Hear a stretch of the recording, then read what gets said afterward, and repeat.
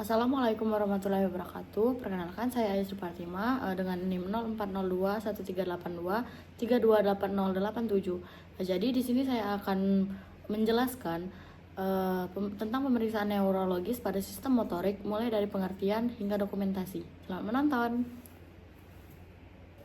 Baik, untuk pengertian pemeriksaan neurologis pada sistem motorik sendiri yaitu adalah prosedur penilaian fungsi motorik yang dimana meliputi massa otot, tonus otot, kekuatan otot, dan gerakan koordinasi.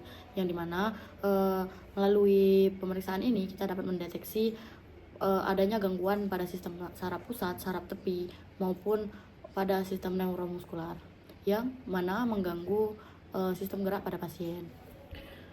Untuk tujuannya sendiri yaitu yang pertama, mengidentifikasi adanya kelemahan otot, kelumpuhan, atau perubahan fungsi motorik. Yang kedua, menilai massa otot, tonus, kekuatan, dan koordinasi gerakan. Yang ketiga, mengetahui distribusi kelemahan otot sesuai dengan dermatom dan myotom. Yang keempat, membantu menegakkan diagnosis gangguan neurologis seperti stroke, neuropati, dan penyakit degeneratif. Yang terakhir, menjadi dasar pemantauan perkembangan kondisi pasien selama perawatan. Selanjutnya, indikasi. Yang pertama, pada pasien dengan kelemahan anggota tubuh seperti hemiparesis, paraplegia, dan quadriplegia. Yang kedua, pasien dengan keluhan nyeri otot, kaku, atau gerakan abnormal. Yang ketiga, pasien dengan gangguan koordinasi atau ataksia. Yang keempat, pasien dengan riwayat trauma kepala, medula spinalis, atau stroke. Yang terakhir, pasien dengan penyakit neuromuskular seperti ALS dan polineuropati. Alat dan bahan yang digunakan, yang pertama sarung tangan bersih, yang kedua lembar observasi pemeriksaan motorik, yang ketiga alat bantu seperti kursi, yang keempat stopwatch jika diperlukan, dan yang terakhir alat ukur sederhana seperti pita jika diperlukan. Persiapan pasien. Yang pertama, verifikasi identitas pasien seperti nama, umur, dan nomor rekam medis. Yang kedua, jelaskan tujuan dan prosedur pemeriksaan kepada pasien. Yang ketiga, pastikan pasien dalam keadaan rileks atau kooperatif. Yang keempat, atur posisi pasien sesuai bagian yang akan diperiksa, seperti duduk atau berbaring. Yang terakhir, jaga privasi pasien dengan menutup bagian tubuh yang tidak diperiksa.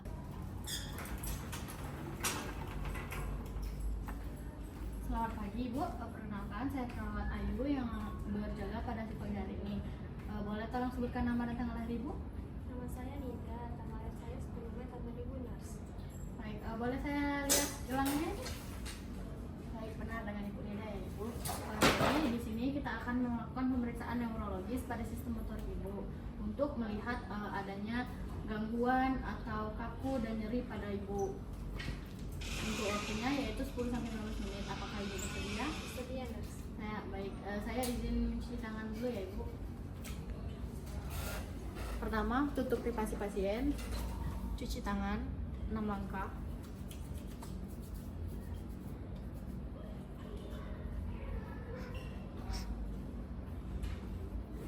Pasang handscoon.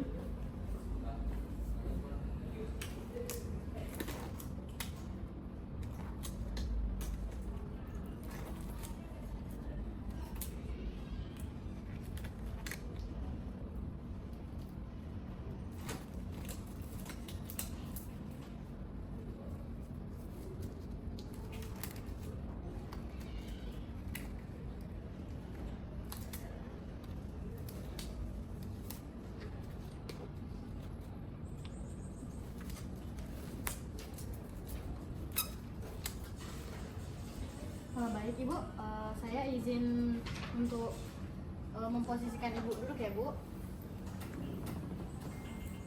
Apakah Ibu sudah merasa nyaman? Sudah, Nars. Baik, kita mulai ya Ibu. Yang pertama, inspeksi. Kita lihat apakah pada otot pasien mengalami pembesaran, pengecilan, atau adakah kedutan pada otot pasien. Saya izin lihat ya Ibu.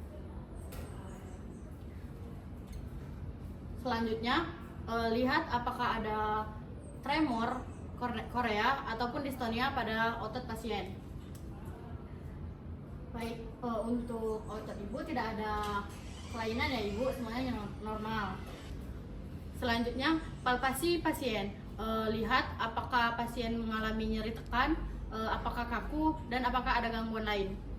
Saya izin pegang ya ibu. Apakah kalau dipegang sakit bu? Tidak. Baik, berarti ibu normal ya ibu. Selanjutnya periksa tonus otot. Lihat apakah otot pasien normal atau hipotonus mengalami lemah atau hipertonus yaitu kaku. Saya izin ya ibu, saya bantu.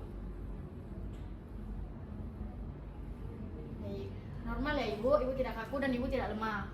Selanjutnya periksa kekuatan otot, yaitu ada dua bagian. Yang pertama ada ekstremitas atas dan ekstremitas bawah. Untuk ekstremitas atas sendiri yaitu ada bagian bahu, siku, pergelangan tangan, dan jari tangan. Ibu di sini ibu boleh mengangkat bahunya. Nanti kalau saya kasih tekanan, ibu bilang bisa atau tidak mengangkatnya ibu. Baik, mulai ya ibu. Angkat bu. Kalau saya beri tekanan apakah bisa? Bisa nurse. Nah, baik. Selanjutnya siku ibu. Siku ibu beginikan. Kalau saya beri tekanan bisa? Bisa nurse. Bisa, baik. Selanjutnya pergelangan tangan ya ibu. Bisa bu? Bisa. Baik. Selanjutnya jari tangan. Ibu nanti baik, bisa. Selanjutnya ekstremitas bawah.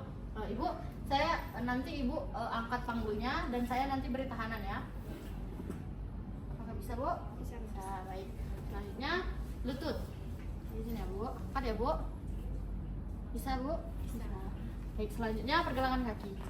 Bu nanti, nah, saya beri tahanan ya bu. Bisa, baik. Selanjutnya jari-jari kaki. Tahan ya bu. Bisa. Baik, untuk selanjutnya lakukan pada ekstremitas atas dan ekstremitas bawah untuk di sebelahnya. Baik, untuk ekstremitas atas ibu normal dan ekstremitas ibu bawah juga normal ya ibu, tidak ada gangguan atau tidak ada nyeri tekan.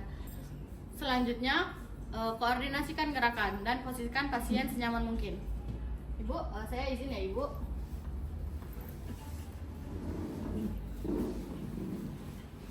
Baik, apakah ibu sudah nyaman? Sudah nurse. Baik ibu. Jadi di sini kita akan melakukan koordinasi gerakan untuk melihat apakah ibu mengalami ataksia atau tidak ya bu. Jadi ibu ikuti instruksi saya ya bu. Tekan tangan jari telunjuk di depan satu lagi dan pegang hidung secara bergantian bu. Dengan tempo yang lebih cepat bu bisa? Bisa nurse. Bisa, baik. Berarti ibu normal ya ibu, tidak ada mengalami ataksia. Yang selanjutnya itu tumit ke lutut ya bu. Jadi dari tumit ibu berjalan dari lutut sampai ke ujung kaki ujung tulang kering. Itu sebelahnya ibu. Bisa ya ibu. Selanjutnya kita begini bu. Kita akan melakukan gerakan supinasi dan pronasi. Apakah ibu bisa membalikannya dengan cepat bu? Bisa nurse. Bisa. Baik. Berarti ibu normal ya ibu. Baik. Selanjutnya kembalikan pasien. Posisikan senyaman mungkin. Izin ya ibu.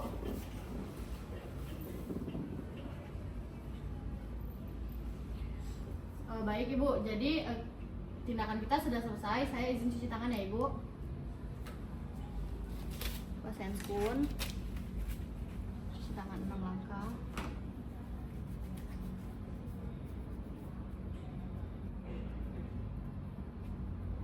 Dan buka privasi pasien. Selanjutnya evaluasi. Baik ibu, massa otot ibu normal, tonus otot ibu juga tidak ada gangguan. Ibu juga tidak ada gerakan involunter seperti tremor atau getar ya ibu. Untuk kekuatan otot ibu dinilai dengan MRC, yaitu Medical Research Council. Ibu mendapatkan hasil 5 atau normal ya ibu. Lalu untuk gerakan koordinasi ibu juga tidak ada gangguan dan tidak ada ataksia. Lalu bandingkan pada gerakan sebelahnya. Untuk menghitung nilai MRC yaitu Medical Research Council, yang pertama itu nilai 0, tidak ada kontraksi sama sekali. Untuk nilai 1 yaitu ada kontraksi tapi tidak ada gerakan. Untuk nilai kedua ada gerakan tapi tidak bisa melawan gravitasi. Untuk yang nilai ketiga bisa melawan gravitasi namun dia tidak bisa menahan tahanan. Untuk yang nilai keempat bisa menahan tahanan tapi hanya dalam keadaan ringan dan sedang. Untuk nilai 5 yaitu normal, bisa melawan gravitasi, bisa digerakkan dan bisa melawan tahanan. Baik, jadi Ibu normal ya Ibu. Apakah ada yang ingin Ibu tanyakan? Tidak.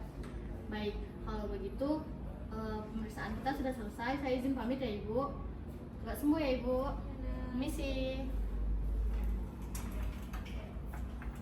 Bagian evaluasi pasien yang berisi: yang pertama, massa otot, apakah normal atau ada atrofi dan hipertrofi. Yang kedua, tonus otot, apakah normal atau hipotonus dan hipertonus.